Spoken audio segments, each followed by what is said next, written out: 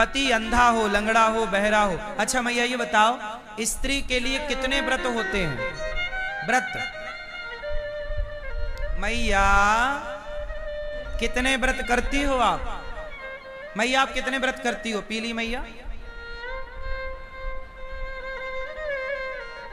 आप कितने व्रत करती हो? एक, कौन सा व्रत? करवा चौथ, केवल करवा चौथ। बाकी टाइम करवा चौथ नहीं रहता। बाकी टाइम पति पिटते हैं कि बचते हैं? पिटते हैं। एक दिन पूजा होती है साल में पतियों की, बाकी टाइम पिटो। क्यों आप पिटते हो? सही बताओ, पिटते होगे, बता नहीं रहे हो। अब घर के अंदर क्या हो रहा है ये अच्छा। सही है, पिटो मन लगा के। मैया स्त्री के कितने व्रत होते हैं? कौन सा? करवा चौथ गलत उत्तर है। एकादशी ये भी गलत है। एकादशी गलत नहीं है, एकादशी करना चाहिए, पर जो आप उत्तर दे रही हो वो उत्तर गलत है, आंसर गलत है। एकादशी सही है। स्त्री का एक ही व्रत है और वो व्रत है एक ही धर्म एक व्रत नेमा, काय वचन मम पति पद प्रेमा। दादाजी, ओ पंचायती दादा, देखो पंचायत सरकार, राम राम। हो गई बातें, अब सुनो प्रभु, सुनो। ये बताओ कि स्त्री का एक ही व्रत है, उस व्रत का नाम है पातिव्रत। स्त्री कोई व्रत ना करे, केवल पतिव्रता बन जाए। माता अनुसुईया पतिव्रता ही तो थी, तो ब्रह्मा विष्णु महेश बालक बन के खेल रहे हैं घर में। एक ही व्रत मेरी माता, कौन सा? पातिव्रत, पति की सेवा। पति ही परमेश्वर है, पति के सिवा कोई नहीं। पर पुरुष की ओर कभी दृष्टि ना जाए। चलो बताओ, पतिव्रता नारी किसे कहते हैं? लाल मैया, ओ लाल मैया बताओ मेरी माँ, पतिव्रता नारी किसे कहते हैं? आप में से कितनी स्त्रियां पतिव्रता हैं? हाथ उठा के बताओ। जो हैं वो हाथ उठाएं। सब हैं, सब पतिव्रता हैं। अच्छा ये बताओ, पतिव्रता हो, बताओ पतिव्रता कहते किसे हैं?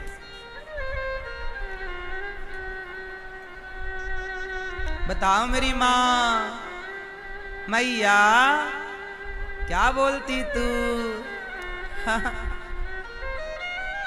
स्त्री को पतिव्रता कहते हैं। पतिव्रता किसे? जो अपने पति के सिवा, ध्यान से सुनना, जो अपने पति के सिवा कभी पर पुरुष को गलत भाव से ना देखे। देखे तो पिता के रूप में, बड़ा है तो बराबर का है तो भाई, छोटा है तो पुत्र, इस भाव से अपने पति के सिवा पर पुरुष में कभी मन ना जाए, उस नारी का नाम पतिव्रता नारी है। वो पतिव्रता।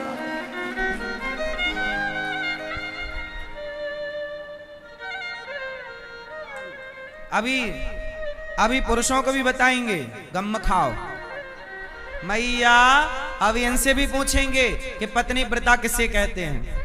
अभी पहले आपका हो जाए, फिर इन्हीं पे आते हैं। हमारे गुरुजी को बड़ी चिंता है माताओं की कि पुरुषों को भी थोड़ा बताओ।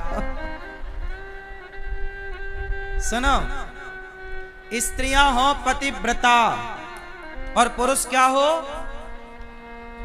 क्या हो? पत्नी व्रता। क्या हो? राम क्या है?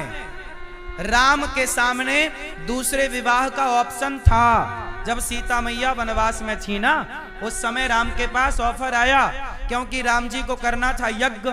उस यज्ञ में तब तक नहीं बैठ सकते थे जब तक पत्नी ना हो। वशिष्ठ जी ने मना कर दिया कि आपको यज्ञ हम नहीं कराएंगे, क्योंकि आपकी पत्नी साथ में नहीं है, और जब तक आपका पत्नी साथ में ना हो तब तक आप यज्ञ करने के अधिकारी नहीं है। तब कहा कि दूसरा विवाह कर लो। राम ने कहा नहीं, कोई और ऑप्शन निकालो। तब सोने की सीता बनाई गई। क्या बनाई गई? सोने की सीता बनाकर राम के बगल में बिठाया गया और राजसु यज्ञ पूरा हुआ।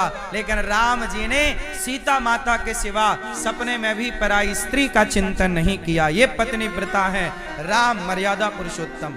तो केवल नारी पतिव्रता हो, पुरुष पत्नी व्रता ना हो तो भी तो गलत है ना। सीता, आप कितने लोग चाहते हैं कि मेरी पत्नी सीता जैसी हो? हाथ उठाओ पुरुष, कितने लोग चाहते हैं? तो सुनो, सीता जैसी पत्नी चाहिए तो सीता राम को मिलती है, रावण को नहीं मिलती। आपको भी राम बनना पड़ेगा, पत्नी व्रता। क्यों? आप पत्नी व्रता हो, सही, पर आप पत्नी के सिवा और किसी को तो नहीं देखते? पड़ोसन को देखते हो?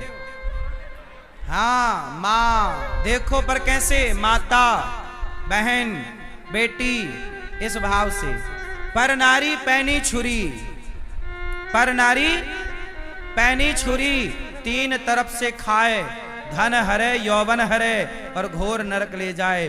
पराई नारी के चक्कर में पड़ गया रावण, सर्वनाश हो गया। रे बाबा तेरा क्या होगा रे कालिया, पड़ेगा तो। रावण जैसे लंकापति का नाश हो गया पराई औरत के चक्कर में। बोलो हाँ।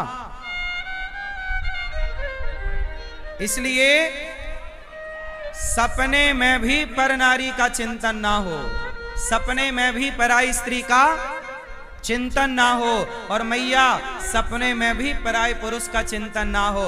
अब मैं आपको बताता हूं पातिव्रत की महिमा। पद्म पुराण में कथा आती है पातिव्रत महिमा की। कहो तो सुनाओ। सुनो, एक कथा है, बड़ी अच्छी है, आप सबको सुनना चाहिए और समझना चाहिए और इस रास्ते पर चलना चाहिए। सुनो, मैया एक पत्नी थी, ये कथा पद्म पुराण की है। एक पत्नी थी और पत्नी का पति जो था वो कोढ़ से ग्रसित हो गया। शादी हुई, शादी के कुछ महीनों बाद उसके पति को एक बीमारी लग गई जिसे कोढ़ का रोग कहते हैं। कोढ़, कोढ़ मतलब पूरे शरीर में ना मावाद बनने लग गई, गल गल के चमड़ी गिरने लग गई। मावाद के कारण पूरा शरीर दुर्गंध से भर गया। पर वो नारी बड़ी पतिव्रता थी। अपने पति को वो रोज कपड़े से पोंछकर उसको नहला धुला करके और पति की सेवा करती। भोजन बनाए, भोग लगाए, भगवान को, पति को भोग लगाए, फिर प्रसाद पाए। बड़ी पतिनिष्ठ पत्नी थी। और पति एक नंबर का दुष्ट। वो कोढ़ी तो था लेकिन एक और गलत आचरण था उसके अंदर। क्या? एक दिन क्या हुआ कि वो कोढ़ी बाहर बैठा था आंगन में, तो सड़क से ना एक सुंदर स्त्री जो कि वहां की एक नर्तकी थी, नाचने वाली, वो राजा के दरबार में नाचा करती थी। तो आज सज सवर के वहां से गुजरी और जय हो, जब नर्तकी सज सवर करके गुजरी तो उस कोढ़ी ने उसे देखा, और कोढ़ी ने जब देखा तो उसका मन उसमें आ गया। कहा वाह, जय हो पूजा, जय जय, सब संतन की जय, सब आचार्य चरणों के चरणों में दास का कोटि कोटि नमन, सब ब्रजवासियन की जय। विराजे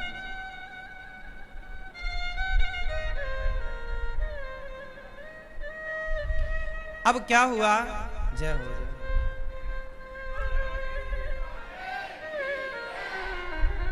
अब क्या हुआ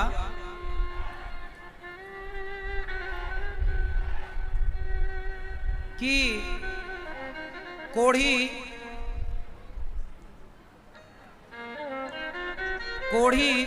एक दिन आंगन में बैठा, नर्तकी वहां से गुजरी, उसकी सुंदरता को देख करके वह कोढ़ी ऐसा मोहित हुआ वो महिला उसके चित्त में उतर गई। शाम हुई, पत्नी ने भोजन दिया तो कुछ उदास था, कोढ़ी।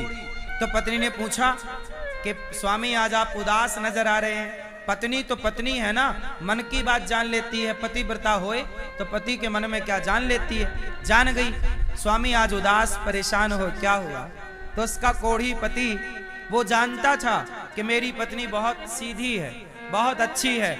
उस सीधेपन का उसने फायदा उठाया और बोला कि सुनो, वो जो फलानी नर्तकी है ना राजा की, आज यहां से गुजरी तो मेरा मन उसमें आ गया। क्या तुम मेरा एक छोटा सा काम करोगी? क्या? बोले तुम मुझे उससे मिला दो, मैं उससे मिलना चाहता हूं। तो बोली पत्नी, बोली ठीक है मैं मिलाती हूं।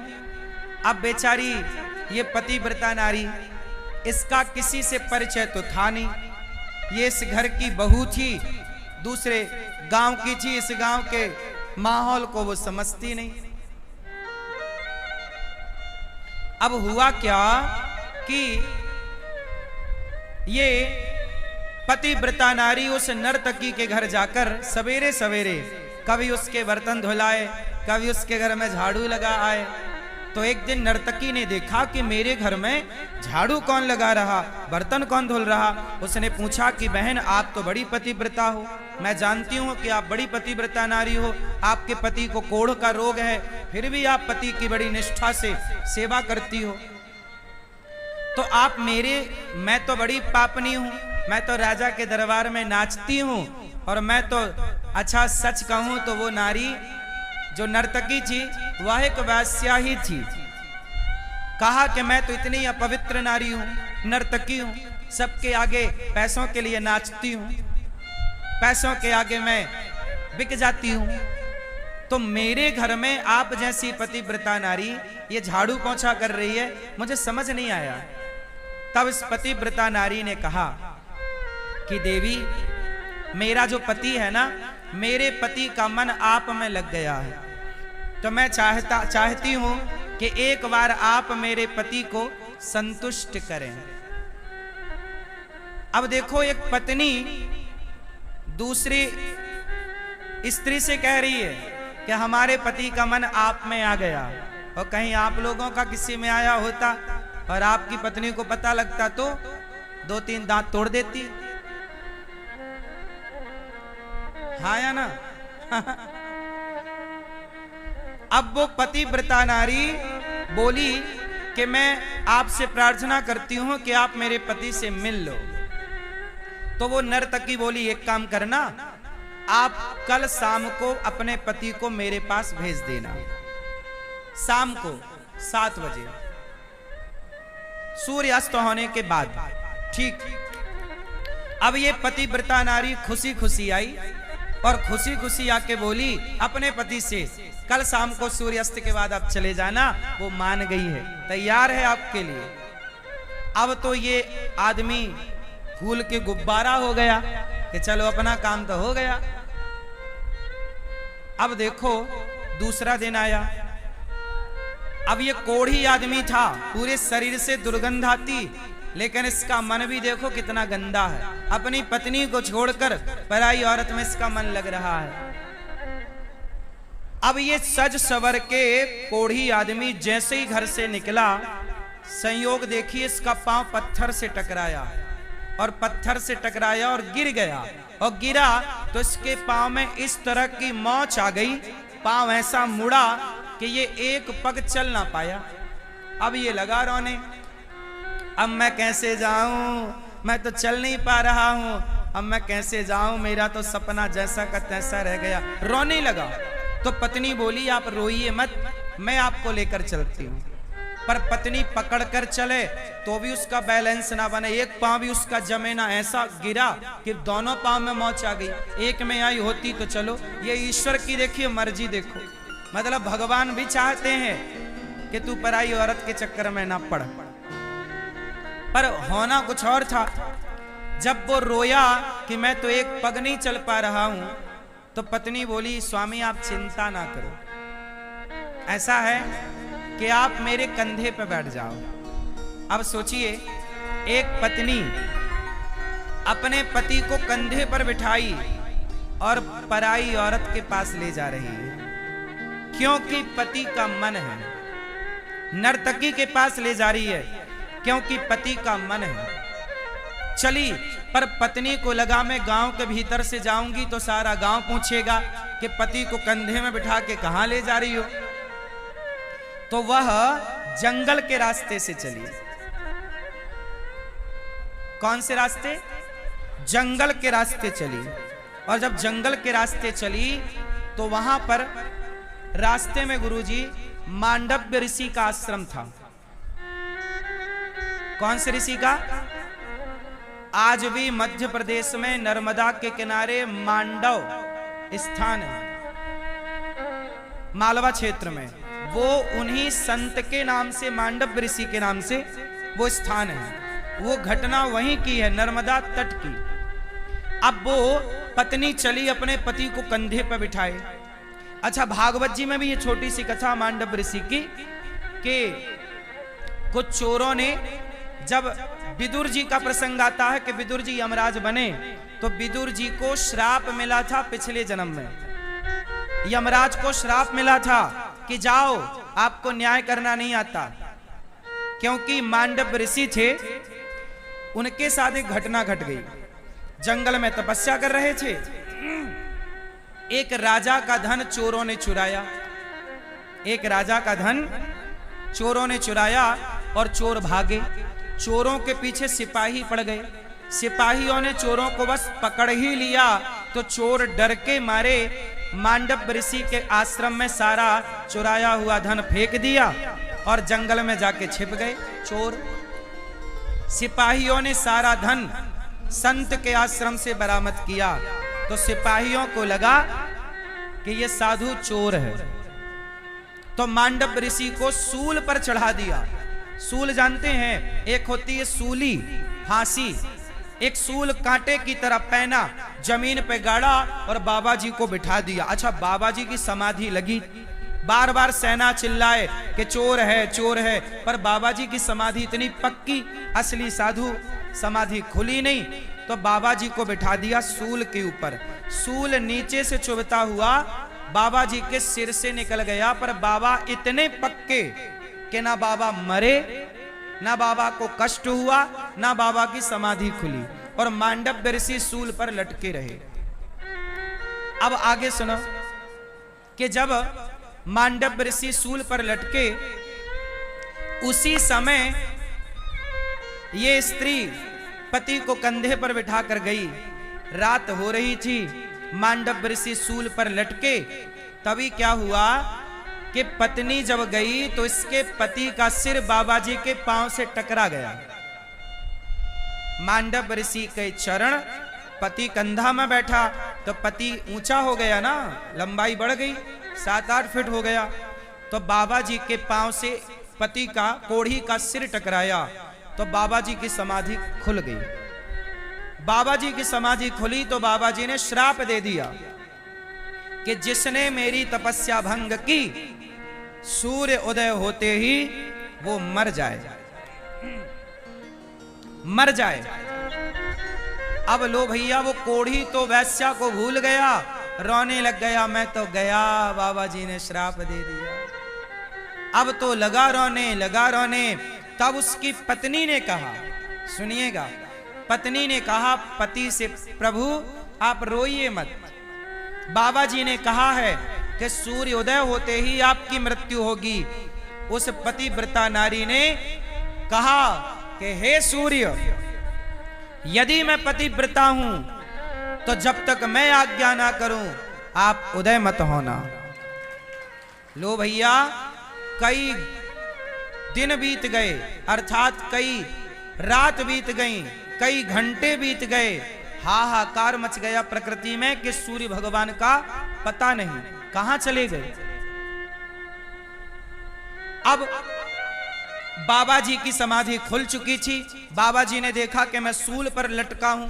यमराज को बुलाया, यमराज जी यहां आओ, ये बताओ कि मैंने ये सूल पर मुझे क्यों लटकाया गया, मैंने कौन सा पाप किया। तब यमराज जी ने कहा कि जब आप 4 साल के बच्चे थे, लगभग 4 साल के, तब आपने एक तितली को, एक छोटे से कीड़ा को कांटा चुभा दिया था। वो कांटा चुभाया था, इसके कारण आपको सूल पर बैठना पड़ा, लटकना पड़ा। तब मांडव ऋषि ने यमराज पर क्रोध होकर के कहा, यमराज तुमको न्याय करना नहीं आता। अरे जब मैंने उस जानवर को, जीव को मारा, तब मैं बालक था, 4 साल का बच्चा, 3 साल का बच्चा अबोध होता है, उसे नहीं पता कि पाप क्या और पुण्य क्या। जाओ मैं आपको श्राप देता हूं कि आपको भी इस धरती में आना पड़ेगा और धरती में रह के फिर बच के दिखाओ कि पाप से कैसे बचोगे। मांडव्य ऋषि के श्राप के कारण यमराज को विदुर जी बन के आना पड़ा। यमराज जी को क्या बन के आना पड़ा? विदुर जी। विदुर जी साक्षात यमराज के अवतार हैं। दूसरा, मांडव्य ऋषि ने कहा कि आज के बाद संशोधन किया जाए यमराज के कानून में। क्यों? बोले 5 साल के बच्चे से कोई भी अपराध हो, वो अपराध बच्चे का नहीं, उसके माँ बाप का माना जाएगा। इसलिए छोटे छोटे बच्चे चींटियों को मारते रहते हैं, कीड़ा मकोड़ा मिल जाए तो मारते रहते हैं। छोटे बच्चों को 5 साल तक बच्चों को पाप नहीं लगता, कोई भी काम करें, लेकिन उनका पाप उनके माँ बाप को लगता है। इसलिए बच्चे कोई भी गलत काम करें तो माँ बाप को रोक देना चाहिए। ठीक है, ये मांडव ऋषि के श्राप के कारण संशोधन हुआ और नया यमराज ने प्रस्ताव रखा और पारित हुआ। तो ये रही ये बात। अब वो पतिव्रता नारी बोली कि सूर्य भगवान आएंगे ही नहीं तो मेरे पति मरेंगे नहीं। लो भैया, हाहाकार मच गई, पति जिंदा है, सूर्य भगवान का पता नहीं। ब्रह्मा विष्णु महेश आए। सोचिए, एक नारी के कारण, उसका पति तो दुष्ट था, पराई औरत के चक्कर में पड़ा, लेकिन पत्नी बड़ी पतिव्रता थी। उसने भगवान आए, ब्रह्मा विष्णु महेश आए, कोई समाधान नहीं निकला। तब माता अनसुईया जी आई और माता अनसुईया ने कहा कि बहन, तू सूर्य भगवान को आने दे, मैं तेरे पति को जीवन दान दूंगी। जैसे ही पहली किरण पड़ी, मांडव ऋषि के श्राप से उसके पति की मृत्यु हो गई। अनसुईया माँ ने कहा कि मैं सच्ची पतिव्रता हूं तो इसका मरा हुआ पति जीवित हो जाए। अनसुईया माँ ने कहा, वो जीवित भी हुआ, कोढ़ का रोग था, सुंदर भी हो गया, और उसके मन में जो मलिनता थी पराई स्त्री के लिए वो समाप्त हो गई, और दोनों विमान पर बैठ के भगवत धाम चले गए पति पत्नी। ये छोटी सी कथा ये सिखाती है कि चलो, माना कि पुरुष गलत है, गलत होना नहीं चाहिए, पुरुष को भी गलत नहीं होना चाहिए, मर्यादा में रहो। माना कि पुरुष गलत है, फिर भी स्त्री यदि पतिव्रता है तो अपना लोक परलोक संवार सकती है। स्त्री के लिए कोई पूजा पाठ नहीं, केवल पति की सेवा ही पूजा है, पाठ है, जप है, तप है। माता अनसुईया इसका उदाहरण है, माता सीता इसका उदाहरण है। और तो छोड़ो, मेघनाथ की पत्नी भी बड़ी पतिव्रता थी, ठीक है नहीं?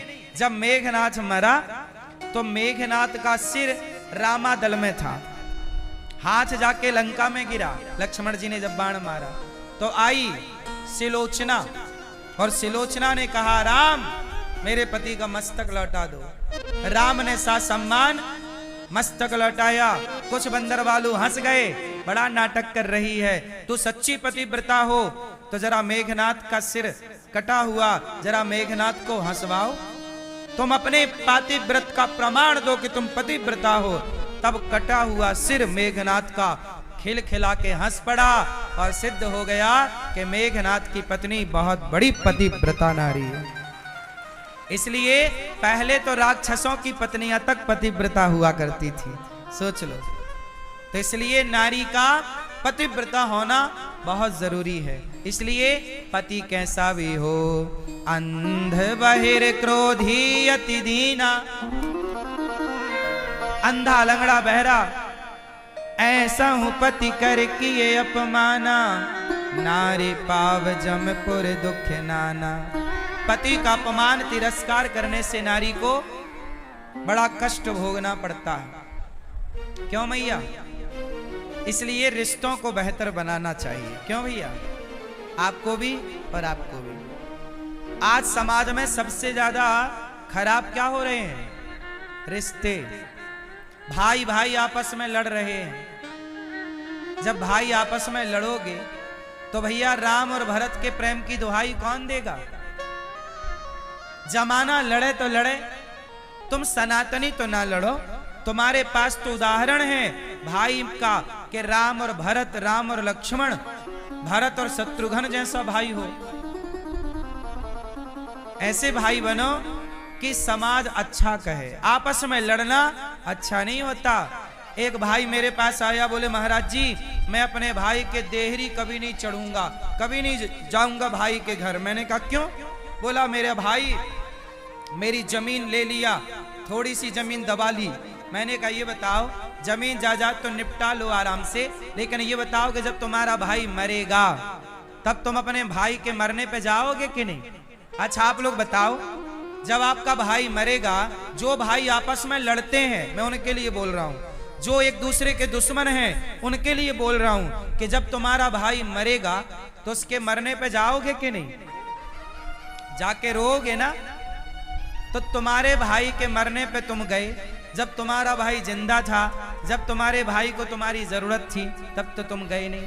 तो मरने में जाने वालों की कमी है क्या जब आप चले गए?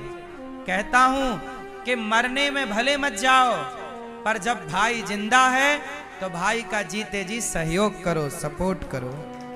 मरने के बाद तो दुनिया जाएगी ही, तुम्हारे मरने पे तो तुम्हारे दुश्मन भी आएंगे और वो भी चार आंसू बहाएंगे, बाद में कहेंगे यार जैसा था बढ़िया था।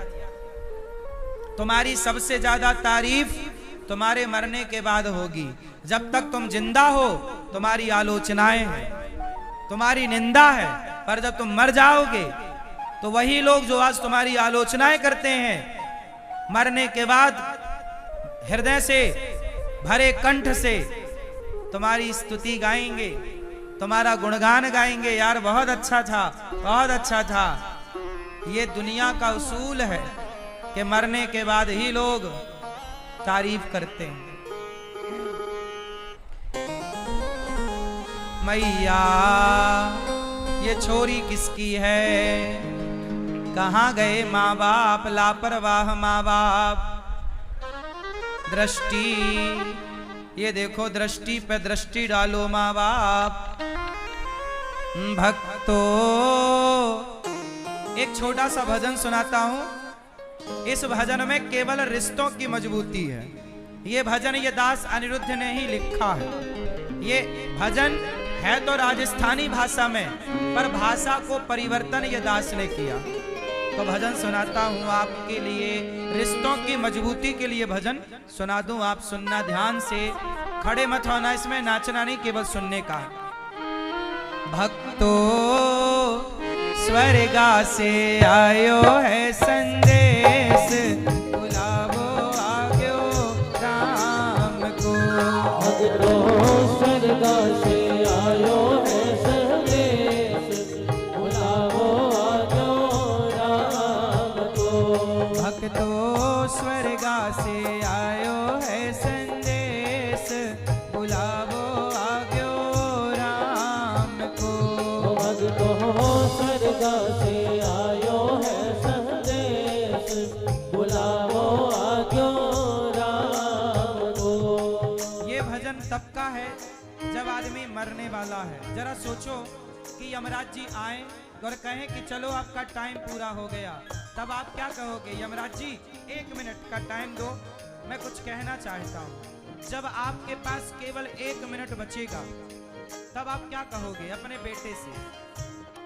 एक बाप मरने लगा, यमराज जी बोले चलो, तो बाप बोला यमराज जी 1 मिनट दे दो, मेरे 2 बेटे हैं, मैं दोनों से जरा कुछ कह दूं। तो एक मरने वाला बाप बच्चों से क्या कहता है, जरा सुनिएगा। 1 मिनट की मोहलत दे दो, करूं बेटा से बात। 1 मिनट की मोहलत दे दो, करूं बेटा से बात। बाप बोला बेटा यहाँ आओ, बेटा देखो मैं मर रहा हूँ, बस 1 मिनट में सुनो। क्या कहते हो पिताजी? बोला बाप, भाई भाई तुम भाई भाई प्रेम से रहना भाई, जाना है सबको उसके पास, बुलावो आज्ञो राम को। भाई भाई प्रेम से रहना, जाना है सबको उसके पास, बुलावो आज्ञो राम को। भाई भाई प्रेम से रहना बेटा, एक दिन मरना तो है ही, क्यों लड़के मरो, प्यार मोहब्बत से रहो। कह के बाप चला गया। 1 मिनट की मोहलत दे दो, करो बहू से बात। 1 मिनट की मोहलत दे दो, करो बहू से बात। बहू सास मरने लगी आपकी और आपसे कुछ कह रही है। आपकी सास है? सुनो फिर, ये समझो कि हम आपकी सास ही बोल रहे हैं। थोड़ी देर के लिए हमें ही अपनी सास मान लो। माना कि सास ही आके कह रही है कि कह दो महाराज हमारे शब्द, क्योंकि बेचारी वो तो कह ना पाई। सास बोल के गई है आपसे, सुनो ध्यान, सारी बहुरियां ध्यान से सुनेंगी। तुम्हारी सास बोल के गई हो, जिनकी सास जिंदा है, तो सास आज जाके बोल देना बहू से ये बात। सास बोली, यमराज जी 1 मिनट की मोहलत दे दो, करूं बहू से बात। बहू बोली, सास बोली, बहू मैं तो मारो धर्म निभा दी, मैंने तो मेरा धर्म निभा दिया, अब मैं तो मारो धर्म निभा दी, बांध के रखियो ये परिवार, बुलावो आज्ञो राम को। मैं तो मारो धर्म निभा दी, बांध के रखियो ये परिवार, बुलावो आज्ञो राम को। सास कह रही है कि मैंने तो मेरा धर्म निभा दिया, अब ये परिवार को अखंड बांध के। देखो स्त्रियां चाहें तो कभी झगड़ा ही ना हो। बात सही है कि गलत है? हाँ या ना? अभी मैंने टीवी पे सुना कि एक पत्नी आई, शादी हुई और 4 दिन बाद, शादी के 4 दिन बाद पति को तलाक देने की कार्यवाही चालू कर दी। पूछा गया कि क्यों तलाक दे रही हो? बोली कि मेरा पति बहुत सीधा है, टेढ़ा मिले तो दिक्कत, सीधा मिले तो दिक्कत। हे भगवान, फिर चाहिए कैसा? सही बोल रहा हूं मैं, सीधा पति ज्यादा है, इसलिए तलाक 4थे दिन शादी के। अब सोचो ये घर फोड़ाऊ है कि नहीं? कुछ स्त्रियां आती हैं तो घर में लक्ष्मी आती है, और कुछ आती हैं तो सारी लक्ष्मी चली जाती है। स्त्रियों के पांव अच्छे भी होते हैं और कुछ स्त्रियों के पांव, इसलिए मेरी माँ आप सदा लक्ष्मी स्वरूपा हो, कभी घर परिवार में झगड़ा ना हो, ये कोशिश करो। आप परिवार को बांध के रखो। 1 मिनट की मोहलत दे दो, करो पति से बात। मैया आप अपने पति से क्या कहोगी? आखिरी बचेगा जब 1 मिनट, माना कि आपके पास 1 मिनट बाकी और मरना है, तो पति सामने हो तो क्या कहोगे? पति से एक करवा चौथ का दिन था, पत्नी व्रत किए थी, चांद का इंतजार था। पति तो सामने ही खड़े थे, चांद नहीं था, चांद का इंतजार कर रही थी पत्नी। चंद्रमा निकले, व्रत तोड़े, तब तक यमराज आ गए। यमराज बोले चलो तुम्हारा टाइम हो गया। तो पत्नी बोली, यमराज जी अब लेके चल ही रहे हो तो 1 मिनट पति से बात कर लेने दो आखिरी। पत्नी बोली पति से, 1 मिनट की मोहलत दे दो, करूं पति से बात।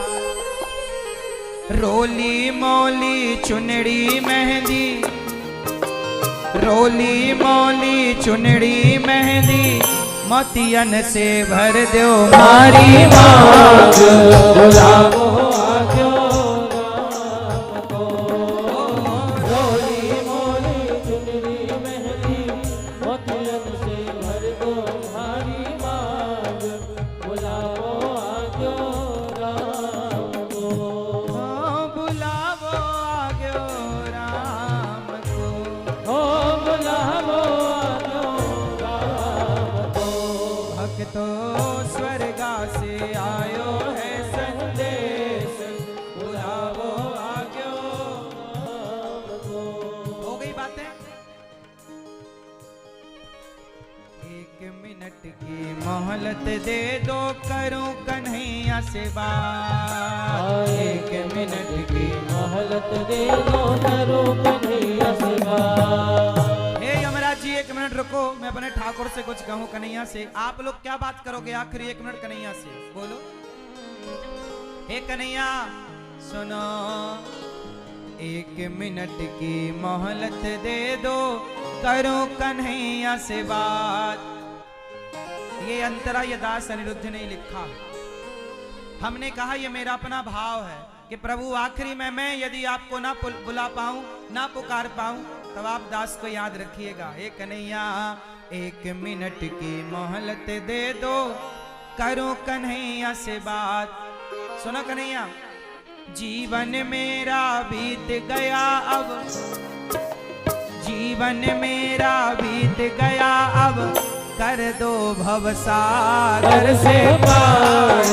बुलावो आज्ञो राम को। जीवन मेरा बीत गया अब कर दो भवसागर से पार। बुलावो आज्ञो राम को। बुलावो आज्ञो राम को। हो बुलावो आज्ञो राम को। भक्तो स्वर्गा से आयो है संदेश बुलावो आज्ञो राम को। भक्तो स्वर्गा से आयो है संदेश बुलावो आज्ञो राम को। भक्तो स्वर्गा से आयो है संदेश बुलावो आज्ञो राम को।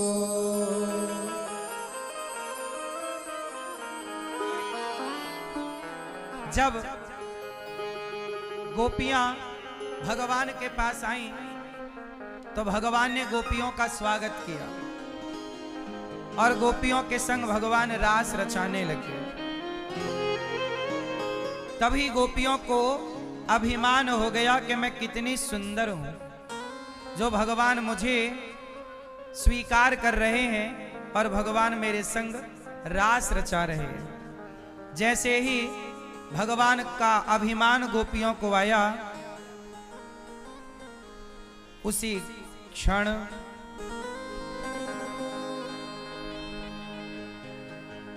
अंतर्हिते भगवती सहसैव ब्रजांगना।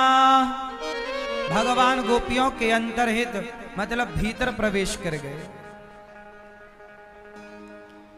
जब भगवान अंतर्धान हो गए गोपियों को अभिमान आ गया। जब भगवान गोपियों के संग रास रचाने लग गए और गोपियों को जब अभिमान आया तो भगवान गोपियों को छोड़कर अंतर्धान हो गए, चले गए भगवान। जैसे ही भगवान गए गोपियां मानो जैसे पानी के बिना मछली तड़पने लगती है, ऐसे भगवान गोपियों के बिना तड़पने लग गए। हे कृष्ण, हे कृष्ण, कहां चले गए श्री कृष्ण? हे नंदनंदन कहां चले गए? जब भगवान को पुकारने लग गई गोपियां तब भगवान की